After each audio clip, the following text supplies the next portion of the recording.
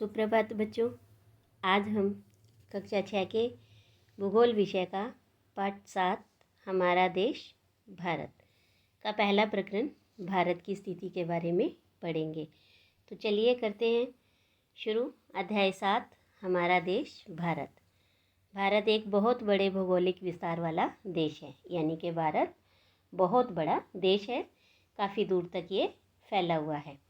उत्तर में यह है हिमालय के ऊंचे शिखरों से घिरा है, पश्चिम में अरब सागर, पूर्व में बंगाल की खाड़ी और दक्षिण में हिंद महासागर भारतीय प्रायद्वीप के तटों पर लहराते हैं। तो देखो, सबसे पहले हम देखते हैं कि प्रायद्वीप किसे कहते हैं। जैसे हमने पहले के अध्यायों में द्वीप के बारे में पढ़ा कि पृथ्वी का ऐसा कोई भी भूखंड जिसके चारों तरफ पानी हो उसे हम द्वीप कहते हैं। अगर वो भूखंड बड़ा है तो उसे हम महाद्वीप कहते हैं।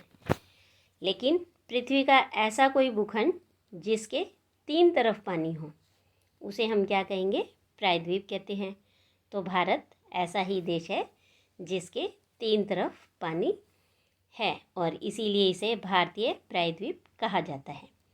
अब हम बात करते हैं कि इस भारतीय प्रायद्वीप के कौन कौन से सागर लगते हैं, कौन से महासागर और नदियाँ वगैरह लगती हैं।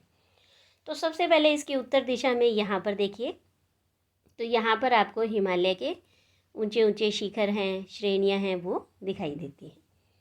फिर भारत के पश्चिम दिशा में अरब सागर स्थित है, पूर्व दिशा में बंगाल की खाड़ी है और दक्षिण दिशा में हिंद महासागर स्थित है।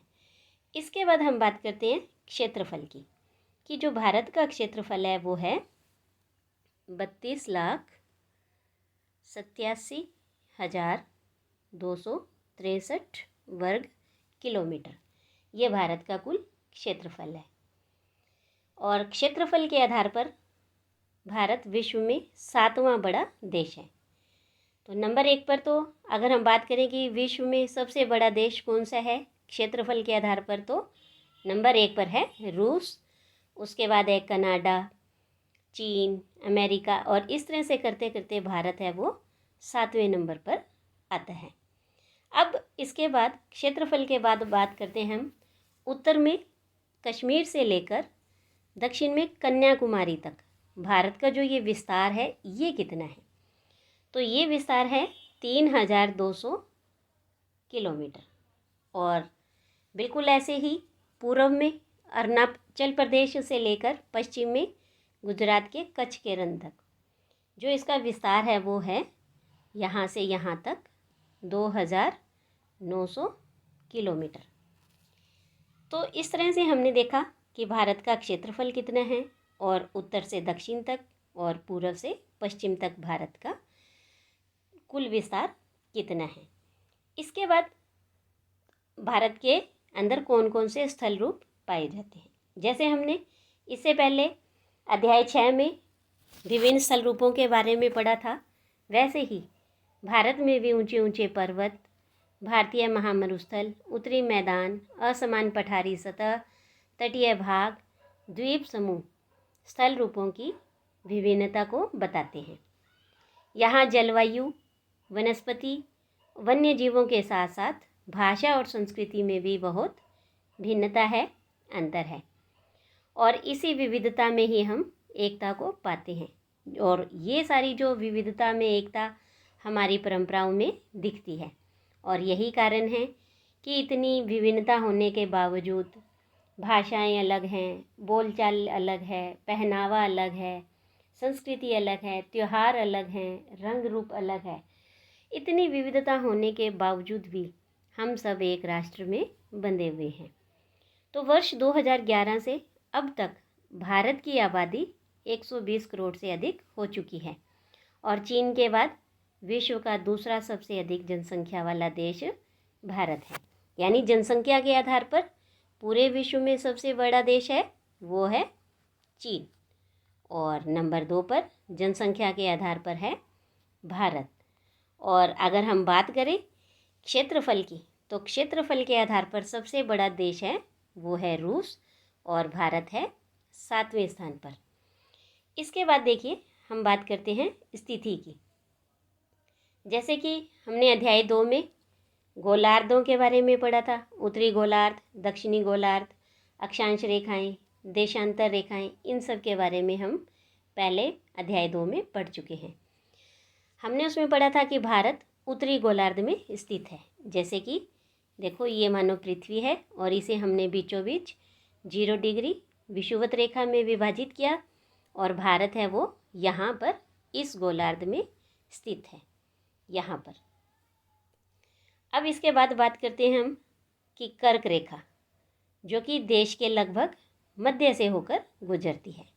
कर्क रेखा जो 23.5 डिग्री उत्तरी अक्षांश पर स्थित है, तो वो भारत के बिल्कुल बीचों बीच होकर गुजरती है। तो ये देखिए, हम इधर इसे मानचित्र में देख लेते हैं, ये यहाँ पर आपको दिखाई देगी। तो ये कर्क रेखा भारत के बिल्कुल बीचों बीच 8 राज्यों से होकर गुजरती है। इसके बाद देखिए कि अब दक्षिण से उत्तर की ओर भारत की मुख्य भूमि का विस्तार कितना है और पूर्व से पश्चिम तक भारत का जो विस्तार है वो कितना है। तो देखो, जैसे ये भारत है, इस तरह से मानो इसे कि ये भारत है।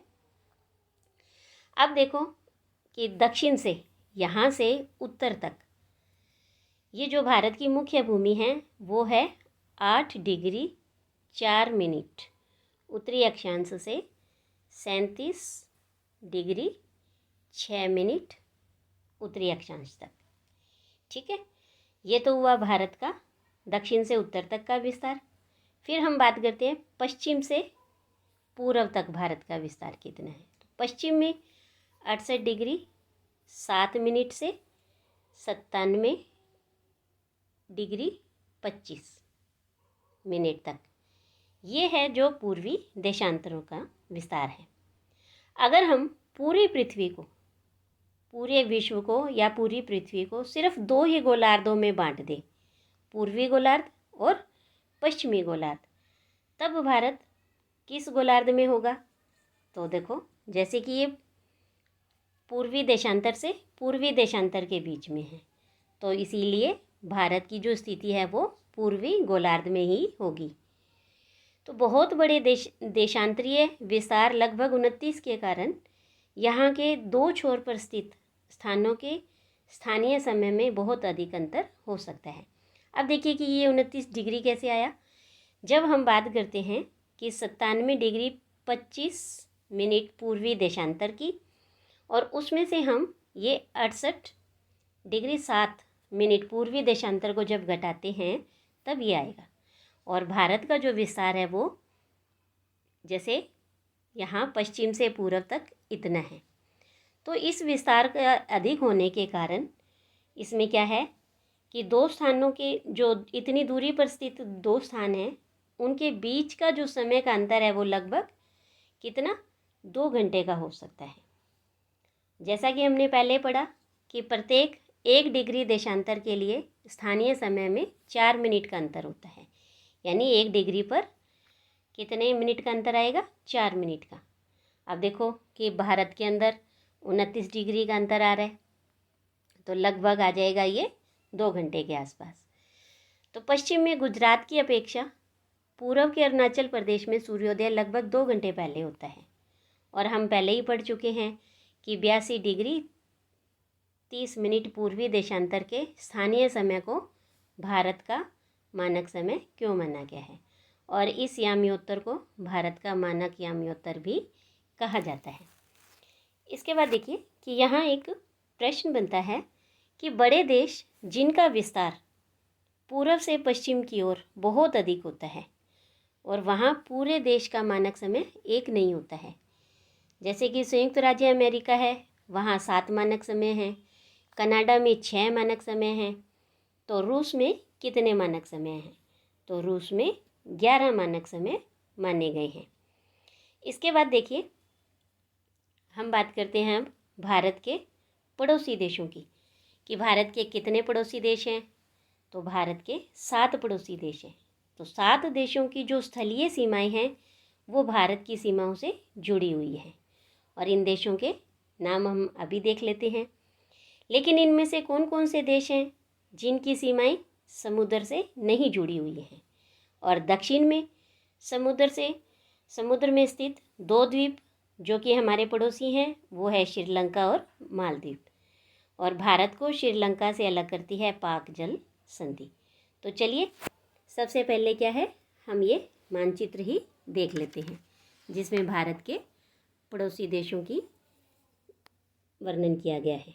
तो देखिए सबसे पहले कि हम बात करते हैं अफ़गानिस्तान, जो कि यहाँ पर भारत के साथ अपनी सीमा बनाता है। उसके बाद है पाकिस्तान, जो कि यहाँ पर भारत के साथ अपनी सीमा बनाता है ऐसे। फिर है चीन, जो यहाँ से लेकर इस तरह से अपनी सीमा बनाता है।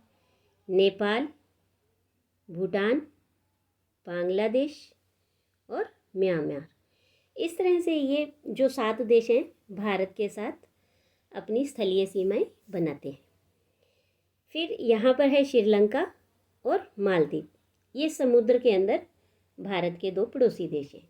इनकी स्थलीय सीमाएं नहीं लगती हैं और भारत और श्रीलंका को यहाँ पर ये पाक जल संधि है वो अलग करती है। इसके बाद देखो कि जैसे इन देशों के नाम हमने देखे, लेकिन इनमें से जो सबसे लंबी सीमा है वो कौन से देश की है जो भारत के साथ लगती है। तो आप देखेंगे इस मानचित्र में तो बांग्लादेश की जो सीमा है ये इस तरह से ज़्यादा अंदर होने के कारण, कटी फटी होने के कारण सर्वाधिक जो सीमा है वो बांग्लादेश की लगती है। सबसे लंबी सीमा है 4096 किलोमीटर जो भारत के साथ सीमा बनाते हैं। फिर दूसरे नंबर पर है चाइना की, यहाँ से यहाँ तक। तीसरे नंबर पर है पाकिस्तान की। 4 नंबर पर नेपाल। 5 नंबर पर यहाँ म्यांमार और 6 नंबर पर है यहाँ पर भूटान और 7वें नंबर पर सबसे अंत में है अफ़गानिस्तान, जो कि सिर्फ 150 किलोमीटर सीमा बनाती है। इसके बाद देखिए कि यहाँ पर एक प्रश्न और था कि अब इनमें से ऐसे कौन कौन से देश हैं जिनकी सीमाएं समुद्र से नहीं जुड़ी हुई है। तो देखो अफ़गानिस्तान की सीमा है वो समुद्र से नहीं जुड़ी है। चीन की सीमा है जो समुद्र से नहीं है। नेपाल की सीमा, भूटान की, इनकी सीमाएं हैं जो समुद्र से नहीं जुड़ी हुई है। क्योंकि ये देखिए पाकिस्तान की यहाँ समुद्र के साथ, अरब सागर के साथ लग रही है, बांग्लादेश की बंगाल की खाड़ी के साथ और म्यांमार की भी बंगाल की खाड़ी के साथ, और श्रीलंका और मालदीव तो दक्षिण समुद्र में ही स्थित हैं। इसके बाद हम बात करते हैं राजनीतिक और प्रशासनिक विभाजन की, कि भारत एक विशाल देश है। प्रशासनिक क्रियाकलापों के लिए देश को 29 राज्यों और 7 केंद्र शासित प्रदेशों में विभक्त किया गया है, बांटा गया है। 2 जून 2014 को तेलंगाना भारत का 29वां राज्य बना। पहले जो तेलंगाना है वो आंध्र प्रदेश का एक भाग था। दिल्ली भारत की राजधानी है। राज्यों का निर्माण मुख्यतः भाषाओं के आधार पर हुआ है और क्षेत्रफल की दृष्टि से सबसे बड़ा राज्य राजस्थान है और सबसे छोटा राज्य गोवा है। और फिर राज्यों को आगे पुणे जिलों में बांटा गया है। लेकिन जो यहाँ पर ये देखा हमने कि भारत को 29 राज्यों में और 7 केंद्र शासित प्रदेशों में बांटा गया है, तो ये बात थी 2014 की। लेकिन अब हम बात करते हैं 2019 से, कि जो वर्तमान में है भारत के अंदर जो राज्य हैं वो हैं अब 28, एक राज्य कम हो गया है। क्योंकि 2019 में जम्मू और कश्मीर जो ये राज्य है इसे विभक्त करके 2 केंद्र शासित प्रदेशों में बांट दिया गया था, जिसमें से एक रखा गया लद्दाख और दूसरा रखा जम्मू कश्मीर। तो इस तरह से उस समय 2019 में केंद्र शासित प्रदेश कितने बन गए थे हमारे? 9 बन गए, क्योंकि पहले 7 थे तो उसमें 2 और जुड़े तो 9 केंद्र शासित प्रदेश बने। लेकिन फिर क्या हुआ कि 2020 के अंदर पुणे से 2 केंद्र शासित प्रदेशों को एक कर दिया गया। दादर और नागर हवेली एक केंद्र शासित प्रदेश, दमन और द्वीप ये दूसरा केंद्र शासित प्रदेश, और इन दोनों को एक करके दमन को दादर और नागर की राजधानी बनाया गया। तो किसको? दमन द्वीप को। तो इस तरह से अब 2021 में भारत के अंदर 28 राज्य और 8 केंद्र शासित प्रदेश स्थित हैं। तो ये देखिए, यहाँ पर हम इस मानचित्र को देख लेते हैं, जिसमें आपको ये दो नए केंद्र शासित प्रदेश ऊपर दिखाई दे रहे होंगे। लद्दाख जिसकी राजधानी है लेह, जम्मू कश्मीर जिसकी राजधानी है श्रीनगर। अब इसके बाद हम जो केंद्र शासित प्रदेश हैं उन्हें एक बार थोड़ा नज़र कर लेते हैं। इसके बाद है चंडीगढ़, इसकी राजधानी है चंडीगढ़ ही। दिल्ली, इसकी राजधानी है नई दिल्ली। तो इस तरह से अभी तक 4 हो गए हमारे पास, लद्दाख, जम्मू कश्मीर, चंडीगढ़ और नई दिल्ली। इसके बाद यहाँ दमन और दीव, दादर और नागर को एक कर दिया है, जिसकी राजधानी बना दी है दमन। हो गए 5। फिर है यहाँ पर लक्षद्वीप, जिसकी राजधानी है कवरत्ती। 6। इसके बाद यहाँ अंडमान और निकोबार, जिसकी राजधानी है पोर्ट ब्लेयर। हो गए 7। और ये है पुडुचेरी, जिसकी राजधानी है पुडुचेरी। तो इस तरह से ये 8 केंद्र शासित प्रदेश अब वर्तमान भारत में स्थित हैं, और राज्य हैं वो कितने हैं? 28 राज्य स्थित हैं।